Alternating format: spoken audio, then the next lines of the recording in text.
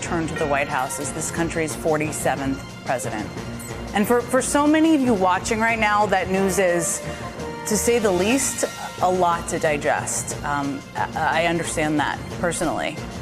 It is now official. CNN projects that Donald Trump has been elected president, defeating Vice President Kamala Harris and making a political comeback unlike any. History this morning, 5:30 a.m. on Wednesday, that Donald Trump has won the presidency for a second time, this time after having served for 4 years, then disputing the 2020 election, and then, of course, rallying a mob to the Capitol to try to interrupt the peaceful transfer of power there. Americans deciding to send him back to the White House for a second term. And CBS News now projects that Donald Trump is the winner in Wisconsin. That gives him the number of electoral votes he needs to become the 47th president of the United States. This will usher in potentially an unprecedented era in American history, to have someone who believes firmly that he has total presidential power in terms of official acts based on the Supreme Court ruling earlier this year, does not have to serve in prison despite being convicted in a criminal trial, and despite pressuring his own vice president to overturn an election, has been warmly embraced by the party, the Republican Party once again, and won the presidency. Just wild. Well, let's go here, because this is, yeah. Kamala Harris has officially conceded to Donald Trump. Wait, hold on, sorry. Something happened here. On the wrong video. Have you heard about Project 2020?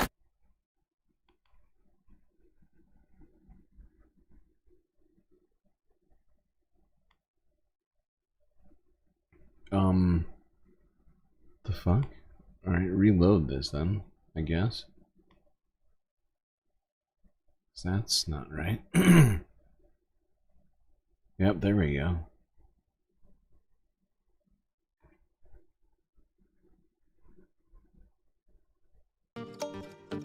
Settle. No. Have you heard about Project 2025? Yeah. Hey, it's Dan Zimmerman, and welcome back to Shut Illustrate the to Educate. fuck up, Dan. In this video, we'll dive into everything you need to know about Project 2025, including 5 criticisms. Including 5 criticisms.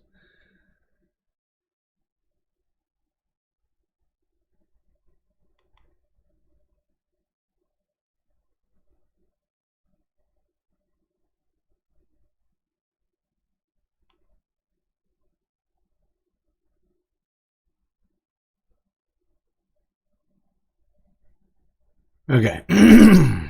We've learned that Vice President Kamala Harris has officially conceded the 2024 presidential election, calling President-elect Donald Trump to offer her congratulations.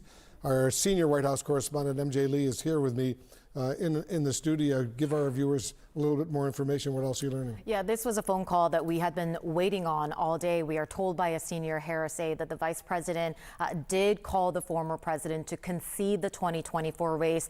She congratulated him on his victory. And we are told that she talked about the importance of the transfer of power being peaceful, and also about being a president for all Americans. Of course, as we have been talking about all day long, the next time we expect to hear directly from the vice president is at Howard University. This is, of course, where she was expected to be. Last night, she ended up not appearing at her own election night party. This is not surprising that the vice president ended up making this concession phone call. We got no indications whatsoever from Democrats and the Harris campaign that she had any plans to contest the race in any way. I think watching for the tone that she uses and exactly how she talks about her loss and this moment in American politics is going to be so significant. There are going to be millions of Americans, many of whom are disappointed, even despondent about the results of last night's election who will be looking to her for cues on, so what does this mean for going forward? How do I move on? This was an election that was so divisive, that was so... Oh my god, did he get 291? Is that the official vote? He got even more than I projected. I thought 12 days ago we had him at 281. This is 10 points more. This is wild. What a landslide. What a fucking landslide. Just ramped up in the rhetoric. And I think a lot of people are wondering, well, now that the vice president has conceded the race, what are the cues that we can take from her on what moving on actually looks like and how to process the prospect of Donald Trump coming back for a second term at the White House? And I think it's important to note, as you and I well know, and all of our viewers know as well, she is now doing what Trump refused to do 4 years ago when he lost the presidential election. He refused to concede. He refused to congratulate her. He refused all of the normal things that politicians in America have always done when they lose an election. They congratulate the winner and they move on. Right. She is doing that. In my opinion, the word that keeps coming up, or phrase that keeps coming up in my mind as it relates to this whole thing, is political malpractice. Okay? Democrats had $1 billion fucking dollars, a record amount of money to buy ads and do whatever else they needed to do in this short period of time. And so money wasn't the obstacle. It was just a matter of reaching the voters in a reasonable way. And that just that didn't happen. It was instead, let's see if Liz Cheney can help out. We'll get to that later.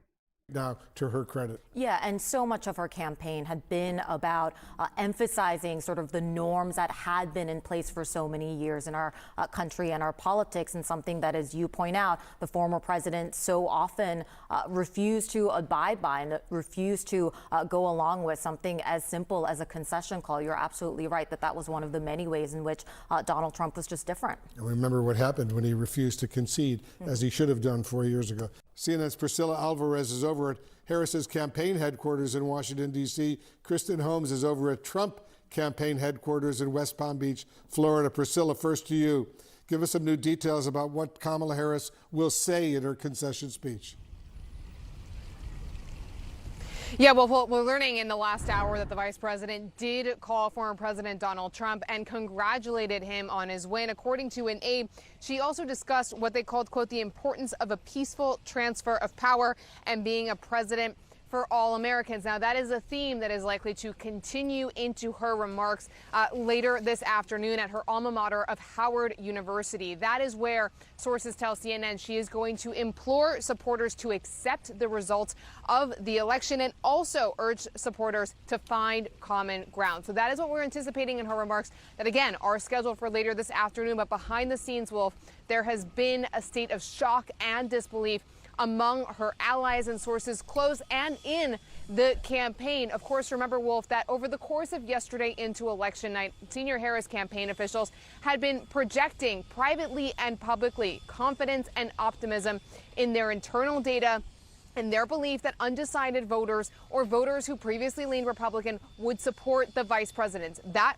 ultimately was not what the results showed. And now they are contending with that. There has been some finger pointing about the strategy and whether it was wise to go, for example, after those disaffected Republicans with Liz Cheney, or whether they did enough to lock in their base. But certainly those are the questions that they will continue to grapple over the next several days and weeks. But ultimately, Wolf, she has conceded. She has called the former president, and she will be speaking to her supporters later this afternoon. Wolf. Priscilla Alvarez, thanks very much, over at Howard University in Washington, D.C. Right now, I want to go to CNN's Kristen Holmes, as she's in West Palm Beach, Florida, over at the Trump campaign headquarters. What are you learning right now?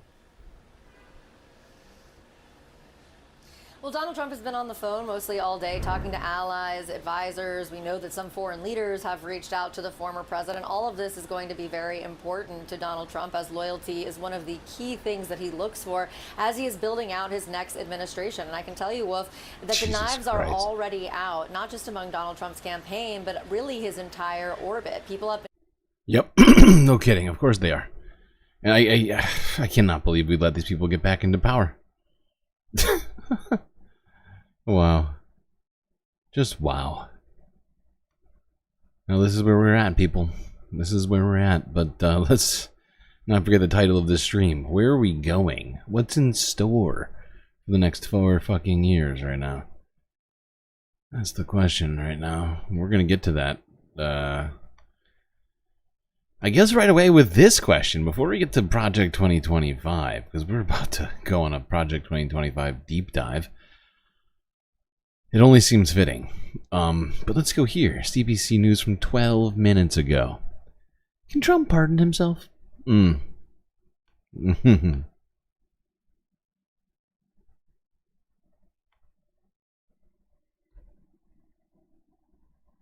Hello, I'm Matt Galloway, and this is The Current Podcast. Robert Spitzer is Distinguished Service Professor in the Political Science Department at State University of New York. He is the author of 16 books, including The Presidency and the Constitution. Robert, good morning to you. Good morning to you as well. Your first, I'm sure you've thought about it because you've been up for a while, but your first blush reaction to the news that Donald Trump will be the next president of the United States. That this is a breakthrough victory for Donald Trump, that Kamala Harris didn't so much lose the race as Trump won it. He gained in about 90% of the counties in the country over his vote totals from earlier. The gender gap didn't play the key role that people thought it would. And Latinos significantly increased their support for Trump. And that tells us some very important things about Donald Trump, about his appeal to the country, and about his messaging, which certainly included and emphasized anger and fear, which is not a typical campaign strategy. This is an important victory for him for a number of reasons. One is because he becomes the president of the United States again. Another is because of his legal troubles that have followed him through the campaign and the days before the campaign. What happens to his criminal and civil cases now that he is the president-elect of the United States? Several things. To begin with, the most high-profile investigation has been that conducted by Special Prosecutor Jack Smith, who was appointed to investigate the effort to overturn the 2020 election results and the riot of January 6, 2021. That investigation will not conclude. Prosecutor Smith has several months between now and when. I appreciate everybody being concerned about making sure we're on top of the most current stuff, but I'm not gonna lie, I don't care. I don't care what Kamala has to say right now. She's now, people didn't know her before she got into the election. And in my estimation, now she is a unknown, well, previously unknown and still kind of unknown vice president, former presidential candidate who's on her way out of office. And I just don't know what she's going to have to say to me that's going to be relevant that I can't hear in a clip later. It's not what I have to talk about right now. We have too much other shit to talk about. We have the next 4 years to talk about. And Kamala, Kamala's not going to be in office anywhere. Okay? In about 2 months here, Kamala will just be not in government anymore. January 20th of next year. But it's clear that it simply isn't far enough along that Trump is the president or will be the president-elect. And Trump has made abundantly clear, and nobody would be surprised, that he is going to make sure that Jack Smith is gone when Trump takes office. So that effectively comes to an end. There are state and have been state trials, most notably in New York State court, and Trump was found guilty of over 30 felonies. There's nothing Trump can do about that. The sentencing for that trial is scheduled for late November, and the judge could do any number of things. It certainly seems highly unlikely that the judge will order President Trump to jail or order him to engage in, some kind of activity like community service. Just to be clear, though, could he be ordered to jail? Could he be sent to jail? Well, theoretically, yes, because it's under New York state law, and federal power does not reach to state law enforcement unless it implicates a federal right or, federal issues. Maybe there would be some grounds for trying to bring it to federal court. But the likelihood that the judge would order that, I think, is now basically zero. Can Donald Trump pardon himself? That I have written on that question. And when you examine the historical and legal issues, my conclusion and that of most people who study these things is that the president does not have the power to pardon himself. However, it is not a definitively settled legal issue. And there's no question in my mind that he would attempt to do it, should the need arise from his point of view. And if you consider the U.S. Supreme Court's ruling from this past summer about presidential power, which was a breathtaking and I would say pretty shocking ruling where the Supreme Court said that presidents have presumptive immunity in office, it's not a stretch to believe that this Supreme Court might even uphold the power of a president to pardon himself. He also has the possibility. Yeah, no kidding. They might just do that. Thanks, CBC. Okay, now let's just get into it, because it really, day one, this is the playbook, and we're just deep diving this. We're probably gonna talk about this for like an hour at least. So if you're sick of hearing about Project 2025, well then I'd like to say I'm sorry for what's about to happen on the stream, but also sort of preemptively for You've probably been hearing a lot in the news recently 2025, like the actual year, which is coming up very soon, in which this is all probably going to get enacted one way or another.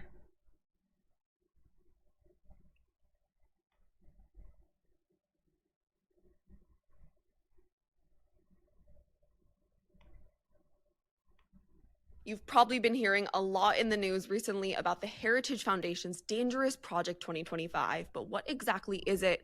What will it mean for you, the voters? What impact will it have on American democracy, voting, and elections? I'm Sophie Feldman, and I'm joined here today with Democracy Docket's senior staff writer, Matt Cohen, who has reported extensively about this far-right agenda. Matt, thanks for joining us. Can you give us just a brief rundown first about what Project 2025 actually is for those in our audience who might not be aware yet? Sure, thanks for having me, Sophie. So basically, Project 2025 is this massive, sprawling document from the Heritage Foundation that essentially is a blueprint for how to remake the federal government when the next conservative administration takes over into a sort of Christian nationalist authoritarian regime. The actual document, it's almost 1,000 pages long, and it kind of reads like a conservative manifesto, and it basically details how every department, the changes that it can make to align with a government that is essentially dictated by Christian nationalist ideals. Numerous civil rights organizations, voters, media outlets, just people on the streets are reading up about Project 2025 and are ringing serious alarm bells on it. Among other radical proposed changes that are laid out in Project 2025, they want to ban abortion nationwide, eradicate civil protections for millions of Americans, and also completely eliminate the Department of Education. president. But there's also numerous chapters about voting and elections and stuff that would just drastically change American democracy. One of the more concerning chapters that you laid out in one of your pieces that you wrote about Project 2025 on Democracy Docket is about serious reforms to the United States Department of Justice. Can you talk about who authored that chapter, first of all, and what these policy changes are? Yeah, the chapter on the DOJ was written by Gene Hamilton, who is someone that might ring some familiarity for people. He's a prominent conservative lawyer who actually served in the DOJ and Department of Homeland Security under Trump.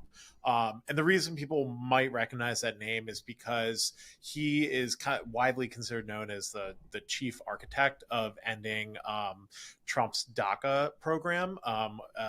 And that is kind of his rise to prominence within MAGA world. Which, by the way, let me jump in here. This is one of numerous people who are architects of this dangerous Project 2025 who worked or are affiliated with Donald Trump, who we will talk about this more later, Matt. Yeah. And I mean, there's there's a lot to unpack with this. And I think, in fact, we should probably... I think we should go to a more familiar place right now to discuss this, just because I think we need some emotional support. I'm not gonna lie. I can feel it. Everybody is upset right now. This is Democracy Now!, Include me in that. democracynow.org. It's War, Peace, and the Presidency. I'm Amy Goodman. We look now at the far-right policy plan to overhaul the federal government known as Project 2025. Republican presidential candidate Donald Trump's trying to downplay his connection to the plan. And last week, Kevin Roberts, head of the influential right-wing Heritage Foundation, postponed the release of his Project 2025 book until after the November election.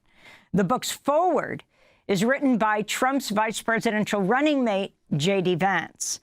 Trump's campaign insists it has no connection to the right-wing blueprint for immigration, almost 1,000 pages long, a blueprint for immigration, reproductive rights, climate policy, and more.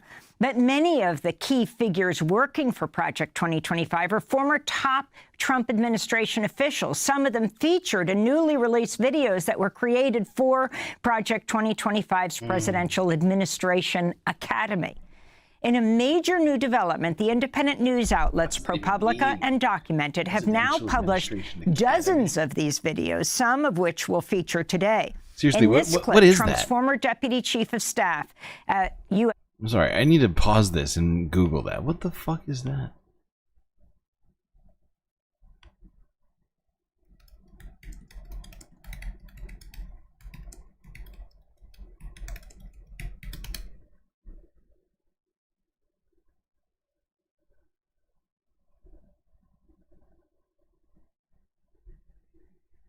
My God, this must be some... It's a Heritage Foundation? Well, of course, it makes sense if it's connected to Project 2025. USAID, the U.S. Agency for International Development, Bethany Kozma, discusses climate change. Climate change, allegedly, is everywhere. And if the American people elect a conservative president, his administration will have to eradicate climate change references from absolutely everywhere. And according to our intelligence community, the #1 threat facing our country today is, drumroll, climate change. Not Russia, not China, not AI, climate change. This shows how the federal government is all in on this issue.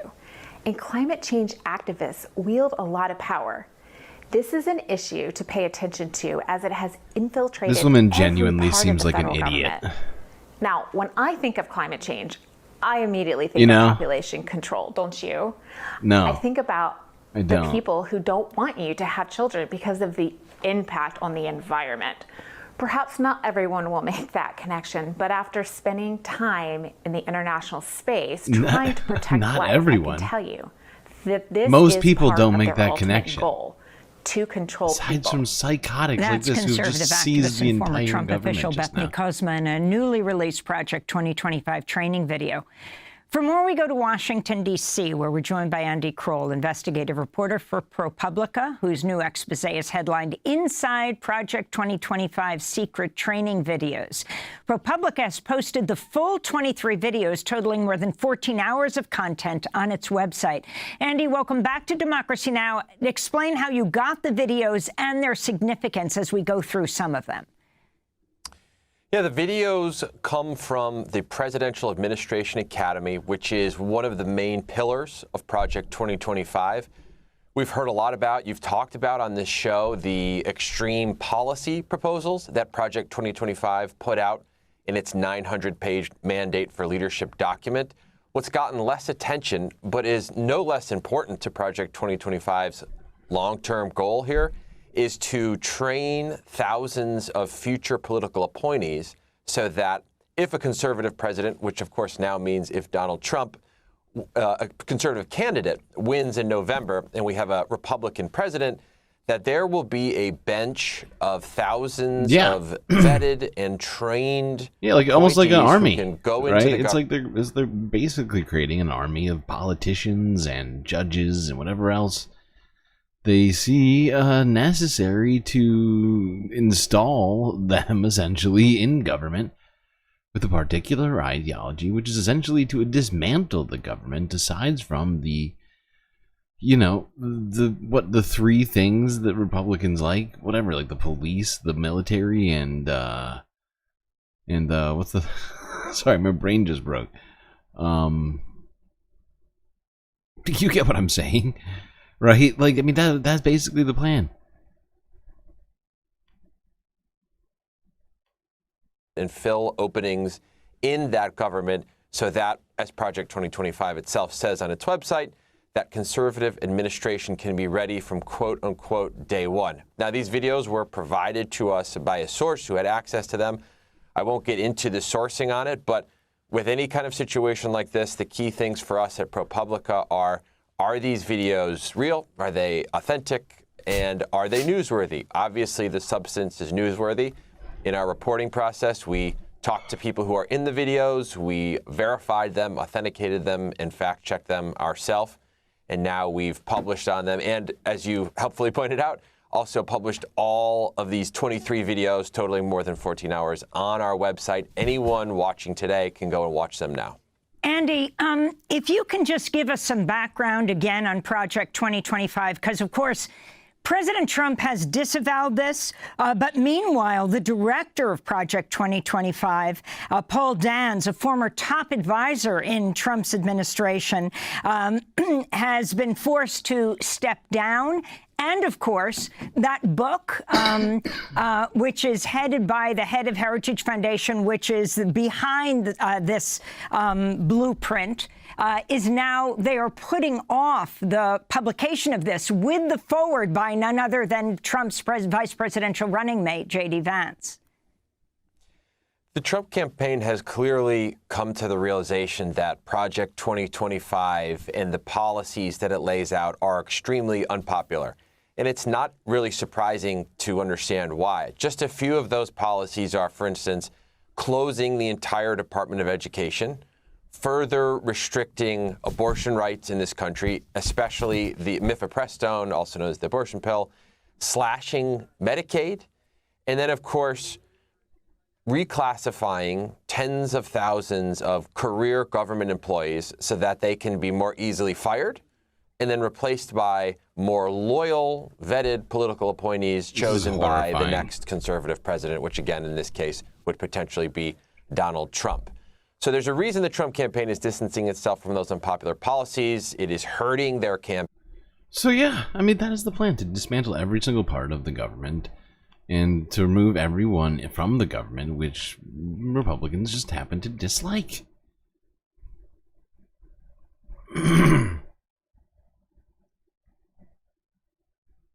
And they're going to feel like they have a mandate. It's like the first time they've won a fucking national popular vote in, what, 20 years? However, as you pointed out, and as we report in our story, the number of connections between Trump's political operation and his administration from 17 to 21 and Project 2025 are many. As we write in the story, of the 36 different speakers in these videos, 29 of them have a connection to Mr. Trump. They worked in his administration across the government, the White House, National Security Council, a number of departments, including Justice, Interior, Health and Human Services, Office of Management and Budget, Presidential Personnel Office across the board. They already got the perfect pick for dismantling Health and Human Services. He's already made the pick. Essentially, he's claimed it's going to be RFK. People who ran his 2016-17 transition team that led him into the first presidency. And lastly, I would point out the Trump re-election campaign spokeswoman who sent us a comment reiterating in their view that there's no connection between 2025 and the Trump campaign. She herself, Carolyn Levitt, actually appears in the videos that we posted on our site. So it's really impossible to say that there is some bright line here between Trump's political campaign, his team, and this Project 2025 effort. Andy Kroll, I want to play a series of clips that you have just released. This is another Project 2025 training video featuring Katie Sullivan, who was acting Assistant Attorney General, Department of Justice under Trump. In this clip, Sullivan says the next conservative administration will need to eradicate all equity plans. I think you can expect that equity and all of the equity executive orders under Biden will be repealed early in the next administration. This is going to require a very detailed plan to execute the eradication of the dictates in the equity orders. For instance, there's a gender advisor position created by one of these executive orders. That position has to be eradicated, as well as all the task forces, the removal of all the equity plans from all the websites, and a complete rework of the language in internal and external policy documents and grant applications. And this is another Project 2025 training video featuring Dan Huff, former legal advisor in the White House Presidential Personnel Office under Trump, laying out how political appointees should be ready to enforce dramatic changes and face blowback when they do. If the next Republican president does not execute a dramatic course correction, there may never be another chance. So if you're not on board with helping implement a dramatic course correction because you're afraid it'll damage your future employment prospects, it'll harm you socially. Sorry, I just wanted to go back. Hear that again. Political appointees should be ready to enforce dramatic changes and face blowback when they do. If the next Republican president does not execute a dramatic course correction, there may never be another chance. So if you're not on board with helping implement a dramatic course correction because you're afraid it'll damage your future employment prospects, it'll harm you socially, look, I get it. That's a real danger. It's a real thing. But please, do us all a favor and sit this one out. And this is another Project 2025 training video titled The Political Appointees Survival Guide. It features Max Primorak, a former deputy administrator at USAID during the Trump administration. Now, in terms of a survival tip, do not let career bureaucrats hinder you from advancing the president's agenda. Keep in mind, you're coming into a place, Washington, D.C., that does not share your conservative values. They're even hostile to it, because you're here to do something that's not in their interest. They're not going to be your friend, and they're not going to help you succeed. What are you doing?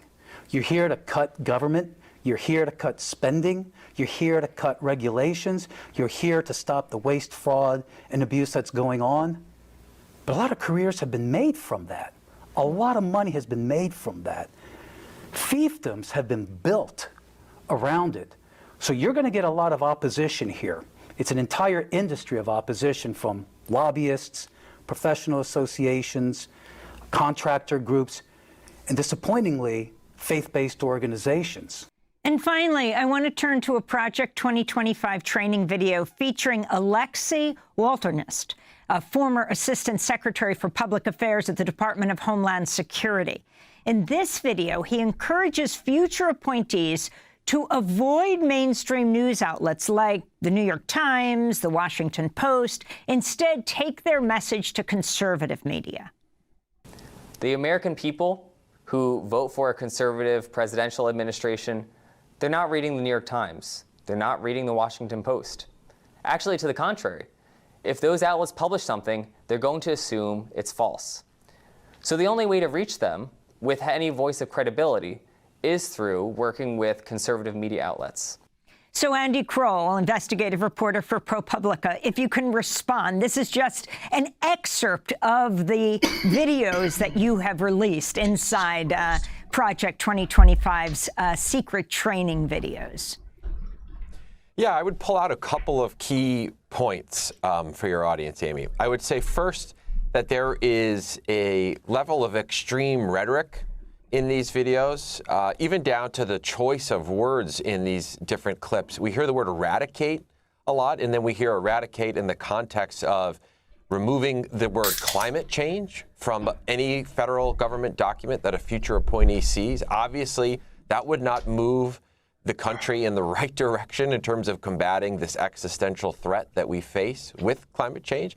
You hear eradicate in terms of getting rid of policies that. And that's one of the things that for me is like came up first, honestly. And the fact is, right after that, about 50 other things came flooding in as well. But the first thing I thought of was the timeline that we have talked about as it relates to climate change, which now means, I mean, we're not going to be having to push Kamala on fracking. We're going to be having to push an entire administration of people who are dedicated to drill, baby, drill. And whatever else comes along with that, right? And I mean, how much time do we have? We talked about how do we have to avoid crossing a certain threshold, which we are literally on the verge of already doing by we need to stop it by 2030. But we're already almost doing it. And so, I mean, we needed to be doing stuff about this today, yesterday. And I mean, my God, certainly by 2025. But now we're talking about doing the exact opposite. We're going to see things like Helene and Milton, massive superstorms that obliterate entire swaths of the country. So everybody, get ready for that. It's going to get worse, actually. Are responding to right. Gender inequality, racial inequality. I mean, those executive actions that Katie Sullivan in the was that a Russian Orthodox priest? Yeah, it was absolutely Eastern Orthodox priest. He had the cross and the very. I mean, they're always wearing those collarless robes. Those are things responding to the abuses surfaced by the Me Too movement, or the abuses surfaced, the injustices surfaced in 2020 and during the racial uprisings then as well. Getting rid of all of those. And then you have, with this last clip, the former DHS press secretary, you have someone basically saying, when you get into government, just talk to conservative media. Shut out everybody else. I mean, mainstream media, but just about everyone else as well. Only talk to the people who you agree with, who like you. That the audiences served by those conservative outlets are the only ones that matter. That's not what a presidential administration, Democratic or Republican, is supposed to do. You're supposed to serve the whole country. But clearly that is not the advice that they're getting in these clips. It's very interesting that they advise the right-wing administration not to leave a paper trail, yet they have left quite a video trail. As we wrap up, Andy, the most important takeaways at this point. Yeah, the most important takeaways, I think, for people watching are the first time that Trump ran and then, surprisingly to many, got elected, his operation was very unprepared. They did not have a bench of people ready. There was chaos, there was confusion, and that set back that administration for perhaps months, maybe even a year or two into the Trump first administration. If he is elected again, that will not be the case. These videos have a lot of extreme content in them, a lot of eyebrow-raising advice, for instance, like don't leave a paper trail, which you just referenced. But really what they are trying to do is prepare these thousands or tens of thousands of people to get in government and enact a pretty conservative, a right-wing agenda, and be prepared and trained to do it from the moment that administration starts. That is different from before. And the voting public needs to understand that when they think about these two candidates, when they think about what that Trump agenda would be if he gets elected in November and takes office in January. Mm-hmm.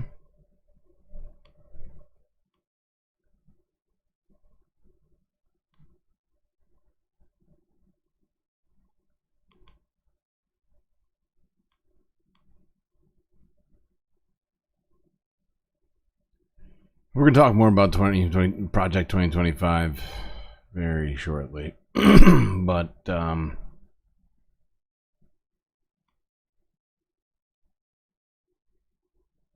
I figured we would fucking do this. Might as well. It's a historic moment. Oh, really? They're listening to music? You're shitting me. Pathetic. Turn the music off.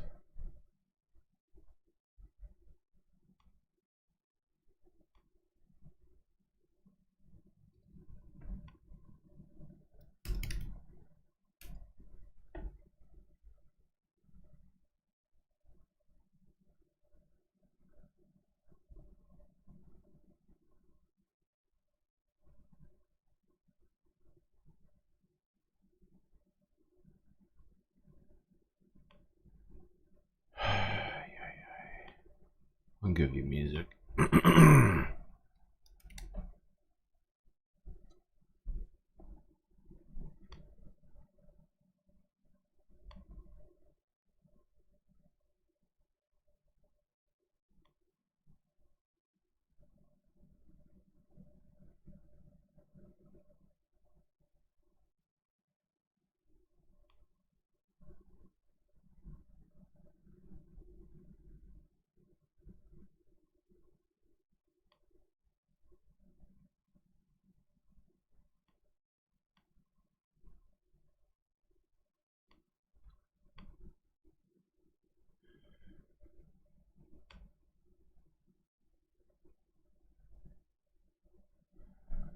Here it is.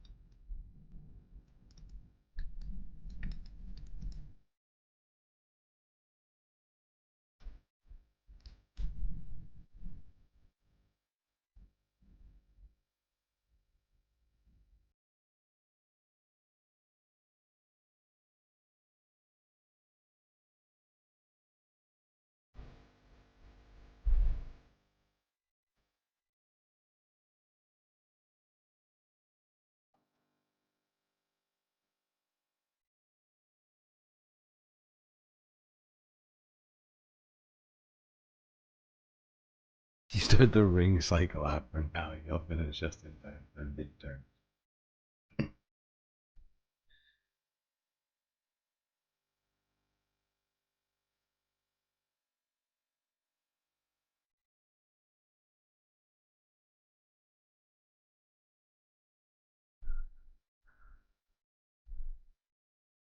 Why do they have all these fucking Secret Service guys coming out and checking the perimeter? What are they gonna? What's gonna happen right now? Somebody gonna? I mean, really? Like, what's taking so long? Just come out here and tell us that you fucked up and move along. You think you need the bulletproof glass? Like somebody's gonna try something here right now? I mean, come on.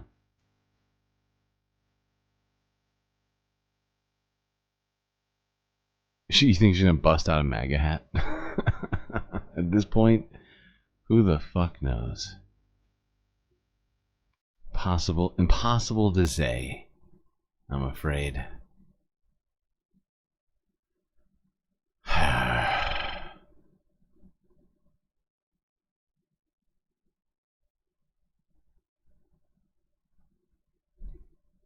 It seems like everybody's down on Wagner right now.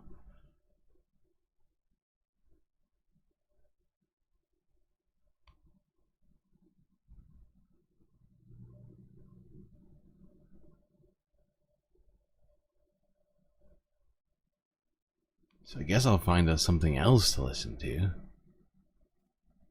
No, don't do this to me. I'm trying to play that right now.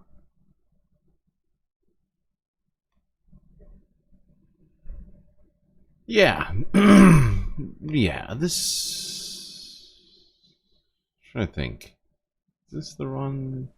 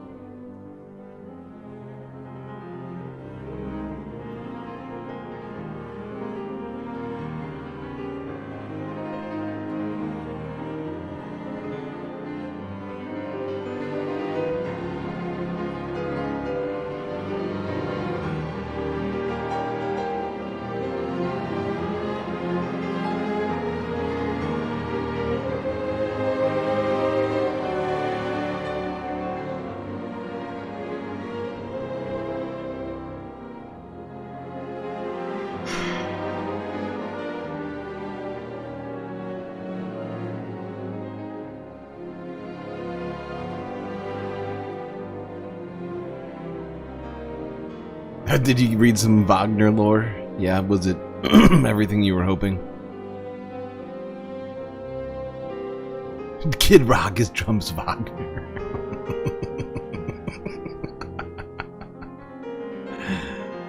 Oh boy.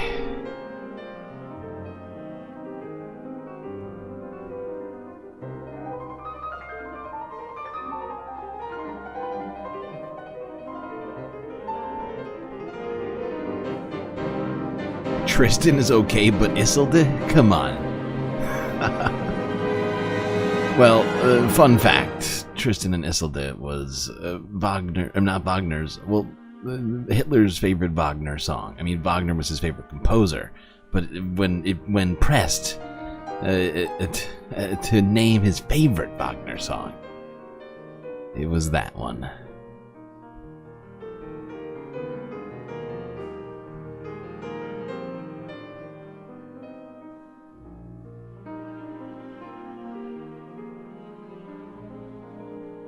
I've probably watched a few too many documentaries in my day.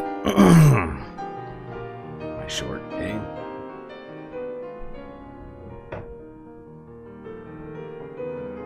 We should tell everybody to march peacefully and patriotically on January 6th and to fight like hell. Everybody, fight like hell. Do it peaceful. We're gonna march on the Capitol. We're gonna fight like hell. Hang Mike Pence.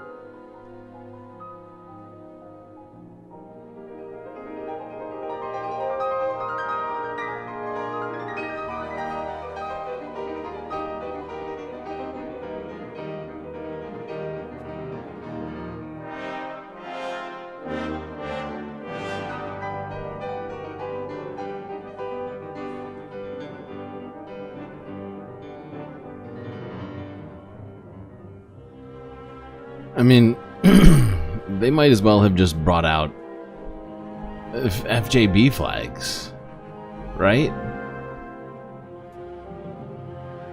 I mean, come on.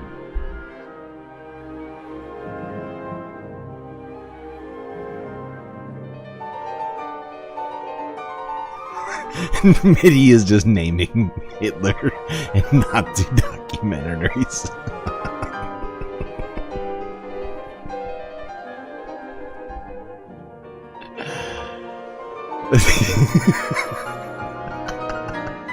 Oh, chat. I'm so glad that we have each other.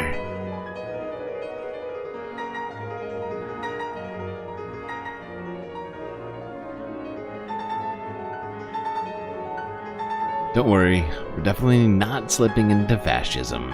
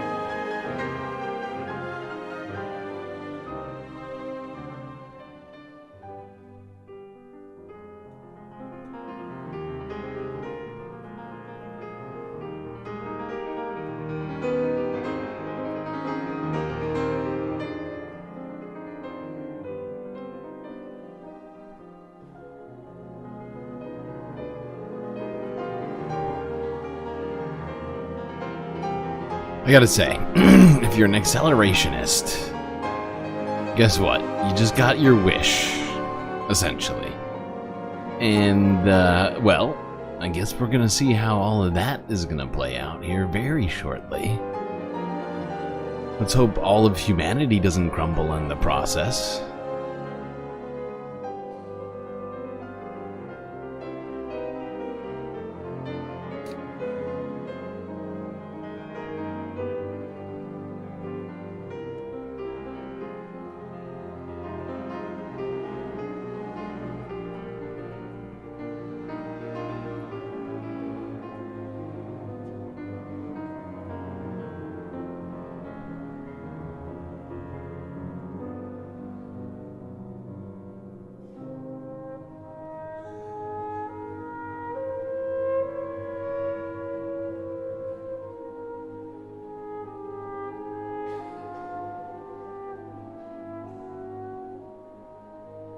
You're still wearing the Kamala shirt?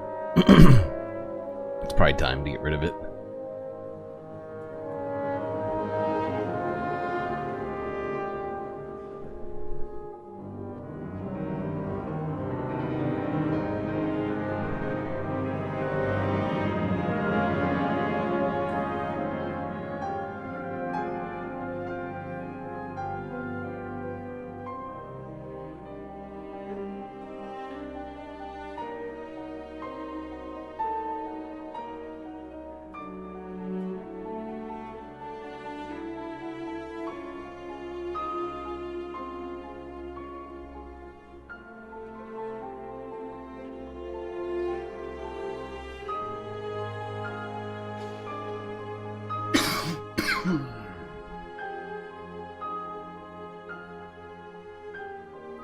You be demonetized? Who be demonetized? And for what? What did I do? I haven't even been officially monetized yet. How can I be unmonetized already? It seems fast.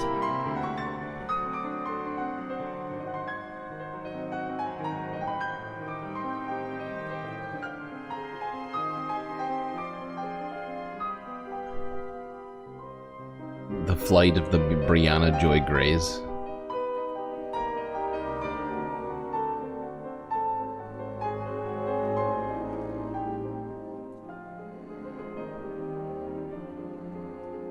The Hall of the Mountain Dictator.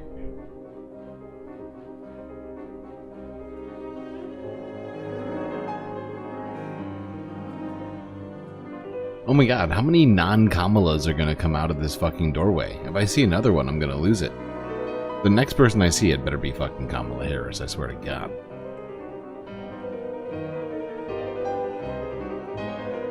That's it. That's it. I've lost it.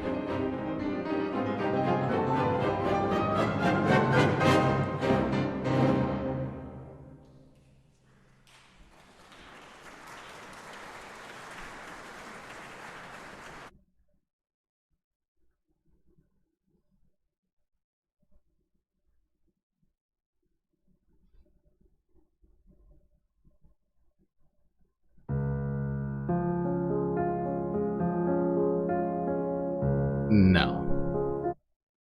No, wrong. Wrong. You thought you were right, but you're wrong. It's an interesting idea, but I say no. Although, actually, now that I think about it, it's just too on point. That's the thing for me, I think.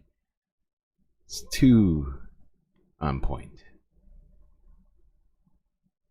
Quite literally. Oh no, I don't like this pianist. Let's listen to Yes. Valentina, please. Thank you.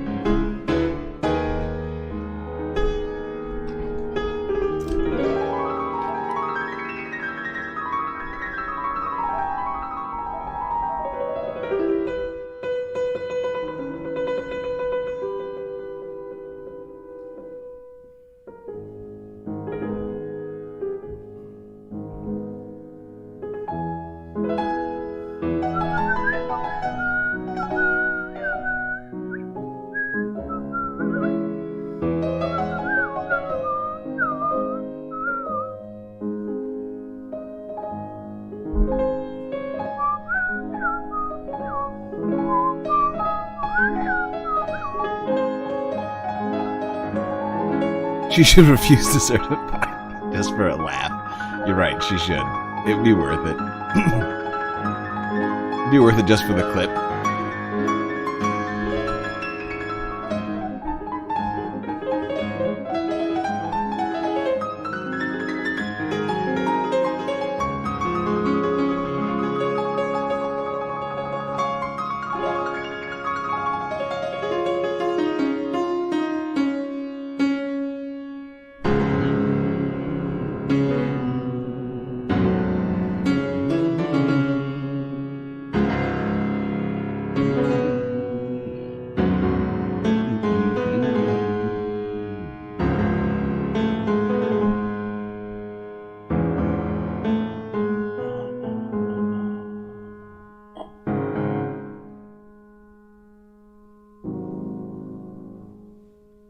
They've checked those flags 10,000 times. No, you're right.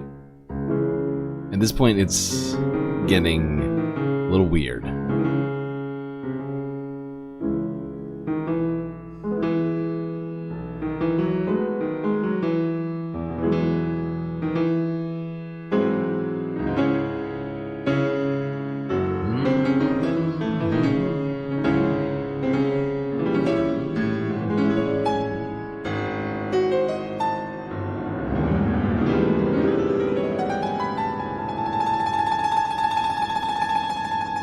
What do you think they're doing? I think they're waiting for the Galactic Stream to stop watching them. They're scared.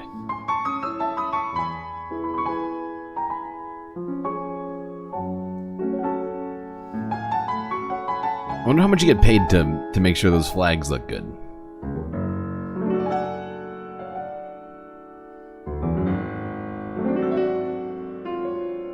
What do you figure? $20 an hour? Is it like a volunteer position?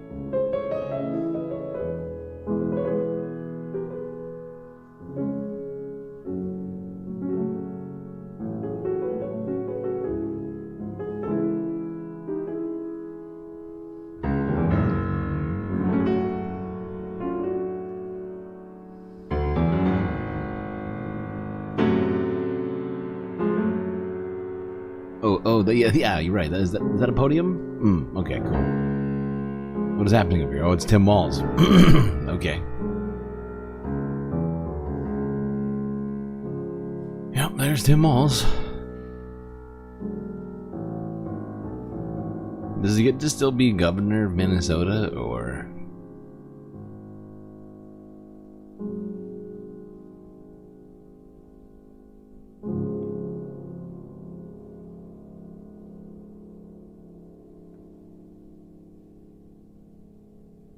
We've seen literally everybody on the planet walk through these doors aside from Kamala Harris.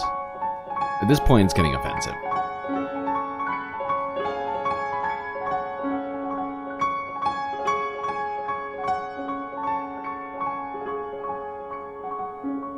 Jesus Christ.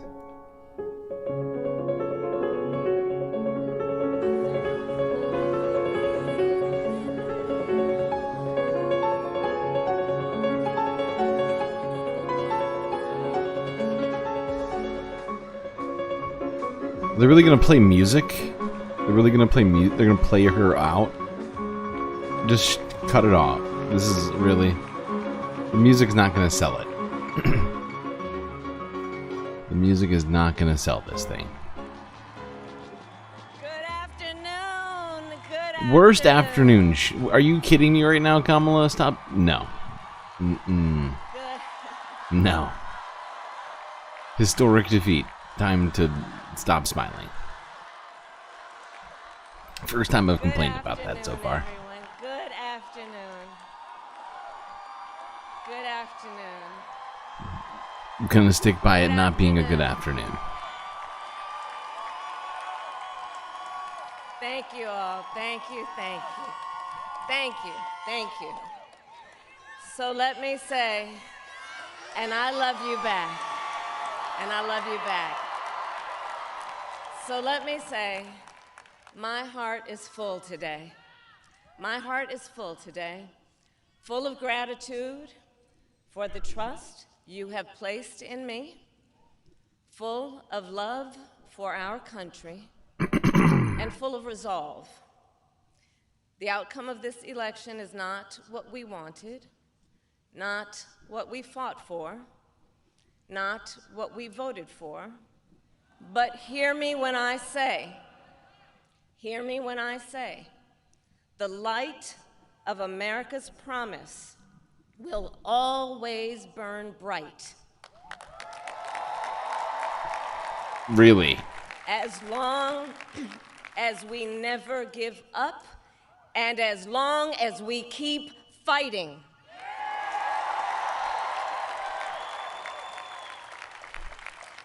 Jesus Christ. To my beloved Doug and our family, I love you so very much.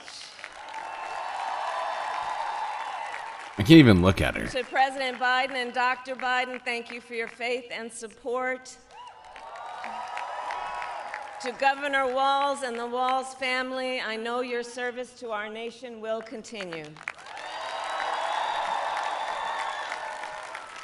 And to my extraordinary team, to the volunteers who gave so much of themselves, to the poll workers and the local election officials, I thank you all.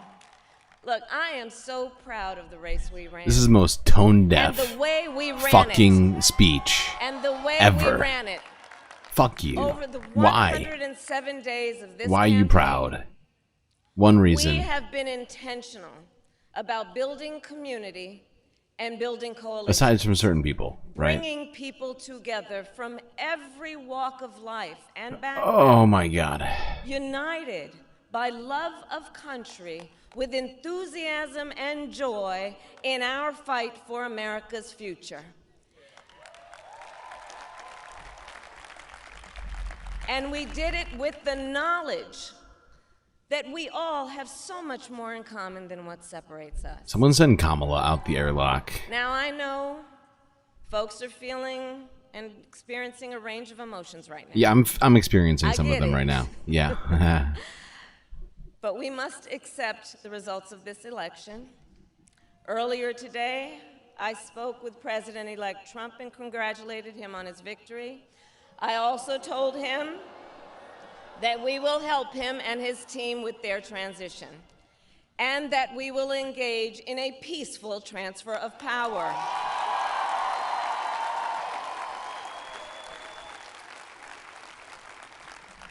A fundamental principle of American democracy is that when we lose an election, we accept the results. That principle, as much as any other, distinguishes What can she say? democracy from monarchy I or mean, tyranny. And anyone who seeks I'll the say- public I'll- trust give me a must second. honor it.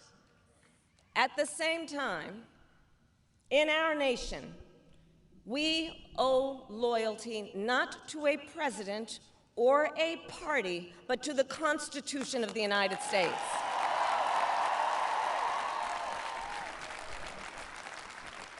And loyalty to our conscience and to our God. My allegiance to all three is why I am here to say, while I concede this election, I do not concede the fight that fueled this campaign. Fight for what? The only fight they ever identified was the one against Donald Trump, which is now over The forever. fight for freedom, for opportunity, for fairness, and the dignity of all people. A fight for the ideals at the heart of our nation, the ideals that reflect America at our best. That is a fight I will never give up.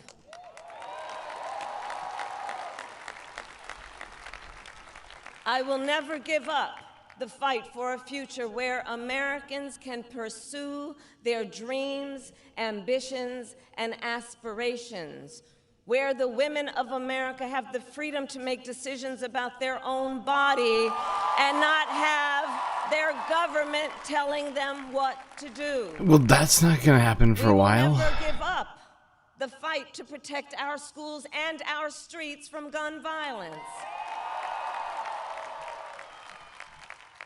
And America, we will never give up the fight for our democracy, for the rule of law, for equal justice, and for the sacred idea that every one of us, no matter who we are or where we start out, has certain fundamental rights and freedoms that must be respected and upheld.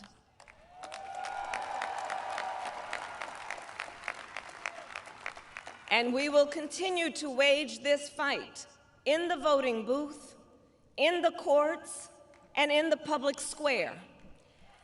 And we will also wage it in quieter ways, in how we live our lives, by treating one another with kindness and respect, by looking in the face of a stranger and seeing a neighbor, by always using our strength to lift people up, to fight for the dignity that all people deserve. The fight for our freedom will take hard work, but like I always say, we like hard work. Hard work is good work. Hard work can be joyful work. And the fight for our country is always worth it. I'd never want to hear the word joy again. This campaign ruined that word for me. To the young people who are watching, it is... I love you,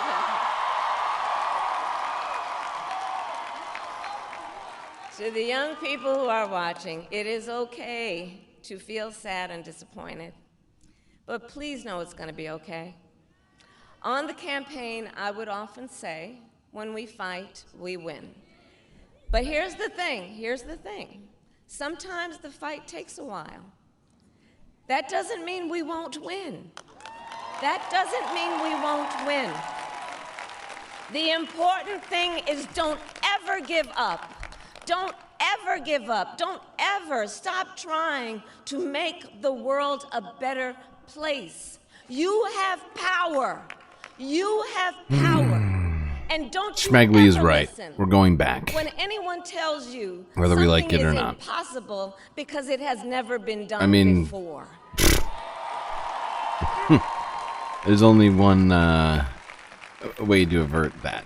You have And the capacity it's not to the most do democratic extraordinary way. good in the world. Not gonna lie. And so to everyone who is watching, do not despair. Okay. This is not a time to throw up our hands. This is a time to roll up our sleeves. Mm-hmm. This is a time Would've been to nice. organize, to Oh, mobilize, and to stay for fuck's sake. engaged for the sake of freedom and justice and the future that we all know we can build together. Look, many of you know I started out as a prosecutor, and throughout my career, I saw people at some of the worst times in their I think I've lives. heard enough. People who had suffered great harm and great pain, and yet found within themselves the strength and the courage and the resolve to take the stand, to take a stand, to fight for justice, to fight for themselves, to fight for others. So let their courage be our inspiration. Let their determination be our charge. And I'll close with this. There's an adage an historian once called a law of history, true of every society across the ages. The adage is, only when it is dark enough can you see the stars. I know many people feel like we are entering a dark time, but for the benefit of us all, I hope that is not the case. But here's the thing, America, if it is, She's giving a Mighty Duck speech. let us fill the Oh my God. sky with the light of a brilliant, brilliant billion of stars. The light of optimism, of faith, of truth, and service.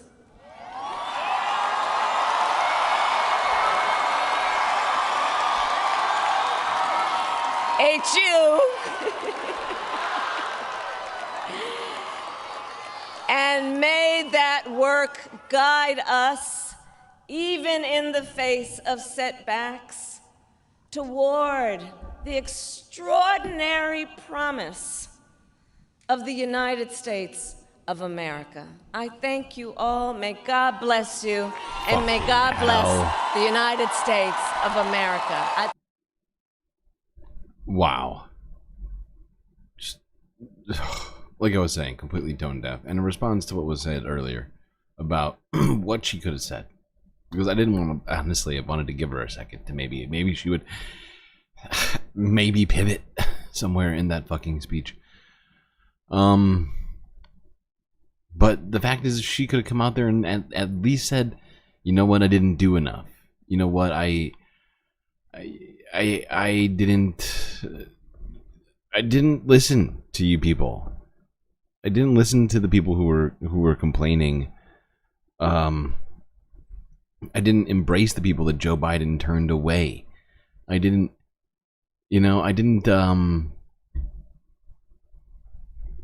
try hard enough. Rather than coming out and at least saying, taking responsibility for it, made it just seem like this thing that was just fated to happen. It was like, it was in the stars. It was in this sort of, this ethereal sort of mix that, it's almost inexplicable how this all happened. It's not. We know how it happened. And then when she brings up activists and people getting out there and all this stuff, it's a slap in the face, because so many of those activists she's talking about on all those issues also are activists on Palestine. And there's a big Venn diagram there, and those people were ignored. They were ignored. I mean, Joe Biden spat in their face, and then Kamala just sort of ignored them, and sort of kicked them out of the DNC, kept any sort of voices that are even remotely like that completely out of the process, in the midst of a fucking genocide. And she did not do enough to even, like I said earlier today in the other stream we did in the morning, although I don't know if anybody's heard all of that yet, because I know this is all a lot happening right now, but I'm sorry, I just got distracted by something. Like I was saying earlier today, my brain just broke.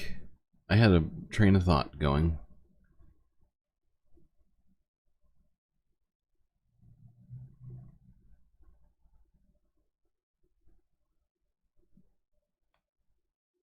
Sorry, give me a second. I need a moment to collect my fucking thoughts. Oh, God. What a blunderous and disastrous fucking election.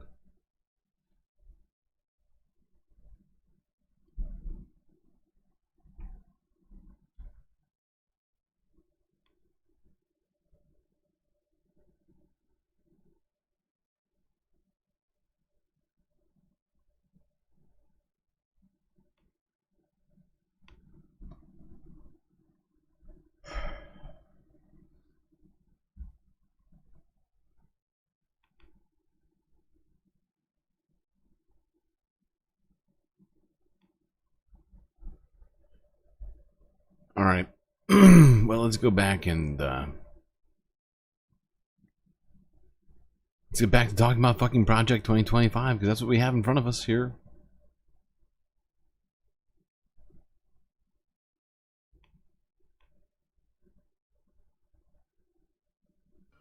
Project 2025 is a startlingly authoritarian form of the U.S. government. What is Project 2025? An ultra-conservative agenda. The fascist playbook. Project 2025 is a new paradigm. Trump has distanced himself from Project 2025. Trump is Project 2025. The 2 words, Project 2025. Project 2025. It's a name you'll be hearing a lot of over the coming months, a hot topic of the US presidential campaign. And of course, no relation to... So what exactly is it?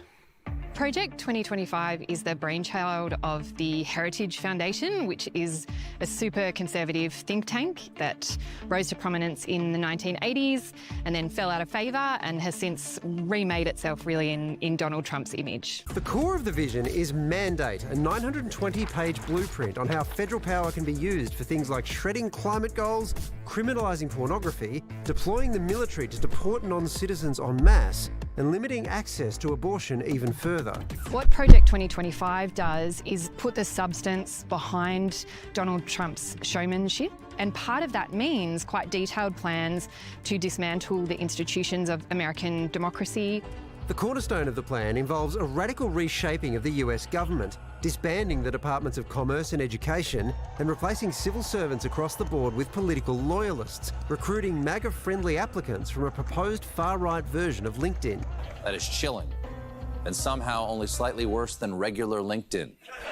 One of the people behind the project recently made headlines for saying this. We are in the process of the Second American Revolution, which will remain bloodless if the left allows it to be. Causing many to turn their attention to the group's plans. They call it Project 2025, and it is terrifying. Have you read it? I was so shocked reading it. Look up 2025 agenda. The Democrats are keen to link Project 2025 directly to Trump. Kamala Harris today hitting out. He and his extreme Project 2025 agenda.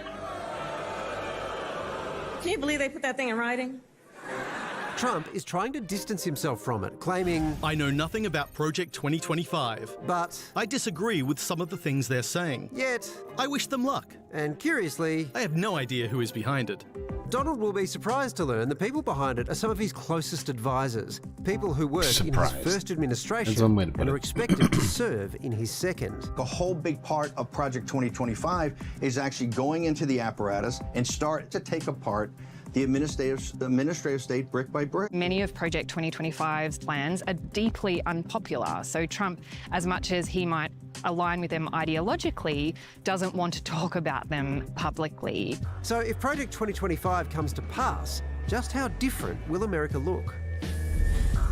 Welcome to The Project. We're live from the lands of the Kulin Nation, and to help break down Project 2025, Bill Wyman from the website The Politics joins us now. Bill, look, there was a lot of talk going into the first Trump presidency about this kind of thing, that Trump would dismantle the US government and leave it in ruins, but look, it survived. Is this just more fear-mongering from his political opponents?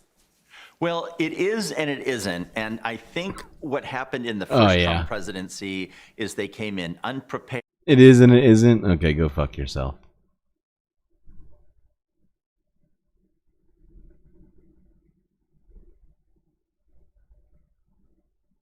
We begin today's show with a new Undercover video that shows the co-author of Project 2025 bragging about his ties to Republican presidential candidate Donald Trump, even as Trump is trying to distance himself from the right-wing blueprint for his potential second term. The video features Russell Vought, who is director of the Trump White House Office of Management and Budget. It shows Vought meeting in a five-star Washington, D.C. hotel with two men he thought were relatives of a wealthy conservative donor. But Vought was actually talking to two undercover reporters with the Center for Climate Reporting, an independent British news outlet. They were secretly recording him. In a minute, one of those reporters will join us. But first, this is the video report accompanying their new investigation. It's called Undercover in Project 2025, the secretive second phase and the radical policies for rollout on day one. Two undercover reporters posing as donors are about to meet one of the key architects of Project 2025, the radical plan for Trump's second term. in a hotel suite rigged with hidden cameras. Nice to meet you. Would you like coffee or something? I'd love coffee, yeah. Great. Meet Russ Vogt. Russell Vogt, the former director of the Office of Management and Budget. He's been called the most dangerous MAGA diehard you've never heard of. I am opposed to the Department of Education because I think it's the Department of Critical Race Theory. The Russ Vogt were comrades in arms. Formerly a cabinet member and chief lieutenant in the first Trump admin, I want to thank Russ for doing an incredible job. He now runs a group called Center for Renewing America. An organization that I helped turn into the Death Star that is accomplishing all the debates that you are reading about. I think you have to rehabilitate Christian nationalism. You have the largest deportation in history, block funding for Planned Parenthood. I want to be the person that crushes the deep state. Vogt is one of the key authors of the blueprint for a second Trump administration. Project 2025. It's an ambitious 920-page blueprint. Like eliminating the Department of Education. The mass firings of civil servants. Banning access to the abortion pill and further restricting abortion rights. In recent weeks, the plans have become so controversial that Trump has been forced to distance himself. They're sort of the opposite of the radical left, okay? You have the radical left and you have the radical right. And they come up with this, I don't know what the hell it is, it's Project 25. Are you ready? I know nothing about Project 25. I haven't seen the document. I don't intend to really see the document. But behind closed doors, Vogt tells us not to take Trump's disavowal seriously. I expect you to hear 10 more times from the rally, the president, distancing himself from the left's boogeyman of Project 2025. Yeah. And you're not worried about that? No, I'm not worried about it. Okay. He's running against a brand. He is not running against any people. Okay. He is not running against any institutions. It's interesting, he's in fact not even opposing himself to a particular policy. Yeah. He's been at our organization, he's raised money for our organization, he's blessed it from the, I remember walking into our last day in office and told him what I was going to do. So he's very supportive of what we do. Our investigation into Project 2025 began 2 weeks before the meeting with Vogt at a conference for religious nationalists in D.C. The truth is, Christian nationalism is not a threat to American democracy. Christian nationalism founded American democracy. Journalists from the Center for Climate Reporting have come posing as potential donors, looking to meet those involved in Project 2025. They're not hard to find. The Heritage Foundation, the group running the project, are here. So is Vogt's think tank. We make the acquaintance of Mika Meadowcroft, an author on Project 2025 and a close aide to Vogt. He tells us that Vogt is running the secretive second phase of Project 2025. And the second phase, after the book came out, was to break down actual sort of policy packets and executive orders and agenda items and things like that. That's been supervised largely by us. The first phase of Project 2025 was a 922-page policy book published openly. The second phase is a comprehensive, concrete transition plan for each federal agency. These much more detailed plans are confidential. Yeah. Because obviously you want as little of it to be FOIA-able, if you're familiar with the FOIA process, as possible. Freedom of Information Act, yeah. The Freedom of Information Act allows the public to request government communications, but Meadowcroft reveals they plan to avoid these rules. Yeah, the goal is, familiarize all the transition team people with these plans, but you don't actually, send them to their work emails. Because then, you could just give the handbooks to everyone, be like, this is the game plan for the admin. Yeah. If the press knows that that's what you're doing, then they're going to immediately just say, I request all of your emails from Heritage. Okay.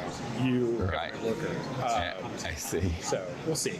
Interesting. Meadowcroft offers to set up a meeting with his boss, Russ Vogt.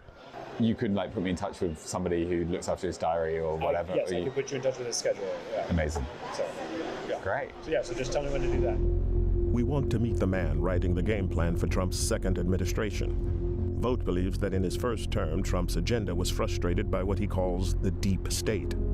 So Vogt is planning a radical centralization of government power under the president, firing civil servants and ending the independence of agencies like the FBI and DOJ. 80% of my time is working on the plans of what's necessary to take control of these bureaucracies and we are working doggedly on that, whether it's destroying their agency's notion of independence. They're independent from the president. Vogt has also been preparing documents based on fringe legal theories, arguing the president has the power to use the military against protesters. George Floyd obviously was not about race. It was about destabilizing the Trump administration. Right. We put out, for instance, a 50-page paper designed for lawyers to know that the president has, the ability both along the border and elsewhere to maintain law and order with the military, and that's something that it's going to be important for him to remember and his lawyers to affirm. But we've given them the case for that. With loyalists installed in key government agencies and armed with his playbook, Vogt believes a radical Christian nationalist agenda can be realized under a second Trump presidency. For example, on abortion. So I think the president's actually come up with a strategy that works so long as you are giving people like me in the government the ability to block funding for Planned Parenthood, block funding for fetal tissue research. But what I've told people is he had the most pro-life record ever. I've never seen him to stand in the way of a pro-life initiative that actually was real, politically and with momentum. And for Vogt, Trump's pick for vice president shows he's... Here's my biggest concern about all of this.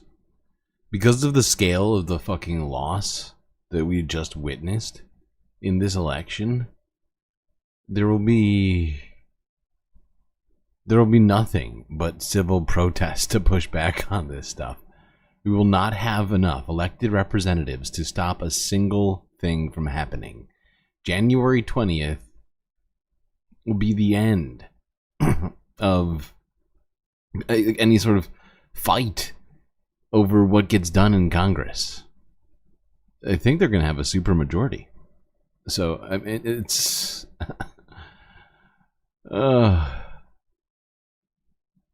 It's literally... It's a nightmare scenario for anybody that lives in the United States or who potentially may be affected by this tangentially in other places. Just, oh, God damn it. It's about pushing this ideological agenda when in power. So I am very happy with the JD pick.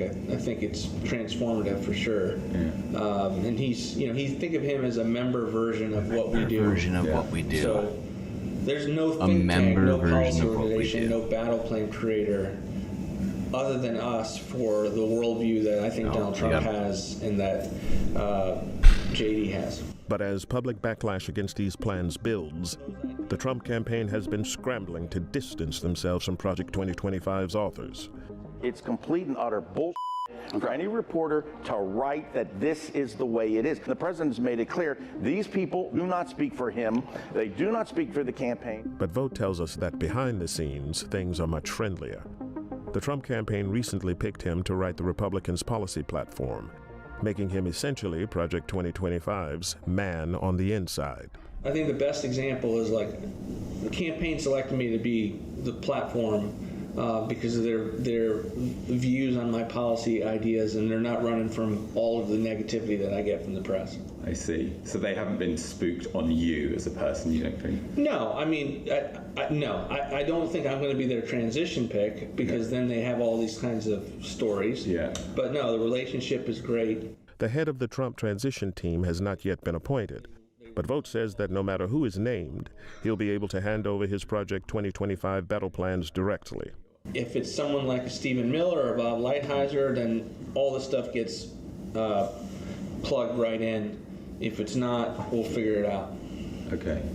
But all of it will be designed for a theory of the case that President, if a battle plan is out there that will do what he wants, there are the people like me that have his trust that will be able to get it to him in whatever position we're at, or I could be at Center for New America, but the relationships will be there, the trust level will be there. Project 2025's Radical Phase 1 policy book turned into a PR disaster. I mean, and this is not where people should want to be at all, but I mean, this essentially makes local governments incredibly important. You're more hopeful? Well, I'm glad. I'm glad someone's more hopeful than me in this chat. Of Project 2025 has stepped down after facing criticism from both Democrats and the Trump campaign. But Vote's Phase 2 battle plans, top secret and handed directly to the transition team, remain unburdened by the brand. And are you going to rebrand that second phase at all? For what I do, the brand's not important. And you're not worried that if it has Project 2025 on, he's going to go no. And you're not going to publish those? No. They go straight to... Yeah, they're very, very close hold. Yeah. Okay. Brilliant. It's been an education. Appreciate it. Thank you for your time. Thank you so much. Yeah. Anytime. Thank you very much. Thanks, guys. You can show us that out. Okay. Thank you very much. That's the full video report that accompanies a major new investigation by the Center for Climate Reporting. It's called Undercover in Project 2025, the secretive second phase and the radical policies set for rollout on day one. For more, we're joined by Lawrence Carter, founder and director of the Center for Climate Reporting. He is joining us via audio only from the West Midlands in the UK because he's an undercover journalist and needs to remain anonymous for his work. Welcome to Democracy Now!, Lawrence. If you can start off by talking about the significance of what you found and more on who Vote is and their response. Hi, Abby. Thanks for having me. I think for us, the investigation really crystallized around the time that you started to see these disavowals from the Trump campaign from Project 2025. Previously, it kind of seemed like an unspoken kind of collaboration almost, where Trump went to the Heritage Foundation in the month that they launched Project 2025 and seemed to sort of give it a blessing. AC, you two are moving out of the country. You know, I saw that. I think I saw you make that comment earlier. And the one thing that comes to mind when you say that to me is this: just make sure you find a country that's not just affordable, but also isn't on the list of countries the United States is, might decide to bomb in the near future or fund the bombing of. Just saying. I don't know how big exactly. It's a big list though, so just check it twice is all I'm saying. Obviously, then it became this huge political issue, very unpopular proposals in the big policy book that they produced. And recently you've seen Trump's campaign managers really, as you saw in the film, really aggressively attacking Project 2025. But our kind of hypothesis was that was kind of window dressing, and actually the relationships are there. And so we went undercover, and that is kind of was borne out by our investigation that there's this secretive second phase of Project 2025. Russ Vogt is overseeing a sort of pipeline of 350 detailed blueprints. That's executive orders, secretarial memos, all designed to ensure that this kind of radical agenda that the conservative movement has in the US can be implemented from day one. They want to make sure that the mistakes from the first Trump administration, as they see them, where not much got done, are avoided this time round, and they're really able to sort of upend the way in which the United States is governed. There are some specifically shocking findings of the investigation in terms of the policy proposals that they were put forward, and these are kind of things that are in the book, but which, when you kind of speak about them in detail, become kind of all the more important from a kind of public interest perspective. And that's largely around the way in which he talked about the mass deportations that they want to carry out, and which is actually in the GOP platform, which the Trump campaign actually asked Mr. Vaught to oversee. So the largest deportation in history, as he calls it, has kind of come from the conservative movement via Project 2025. It is also a key campaign promise of the Trump campaign. And he talked about the deportations, these mass, millions of people being deported, as a way in which to achieve a goal, which is to end multiculturalism in the United States. We asked him, what's going to happen when there's protests against that, and he said, well, we'd be preparing kind of legal arguments for bringing in the military to quell protests by US citizens. So Those are sort of a few of the findings that we thought were most important. But obviously, overall, you've got this kind of quite radical agenda, and then you've got a man who's very much on the inside of Trump world, who is kind of very adept at getting things done, and kind of has said he can get these plans directly into the hands of Donald Trump.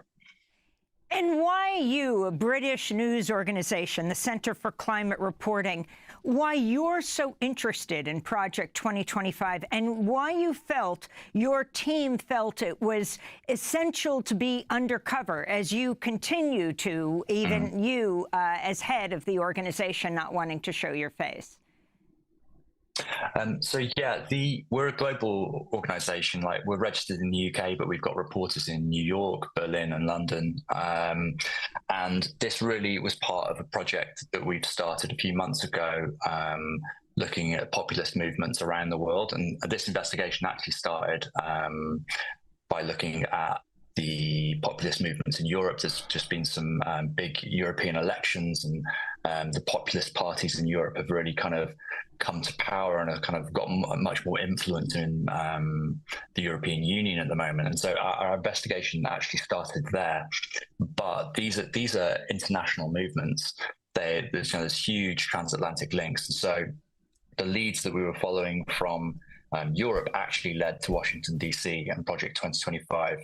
And it's at that point that the project has become more focused on Project 2025. Now, in terms of the undercover. Okay. I think I'm going to end the stream here. We've been going for nearly 3 hours. And we will have plenty to talk about in the future here, so. Stay strong, everyone. I hope that you have a good rest of the day, even though it's probably going to be difficult to do that.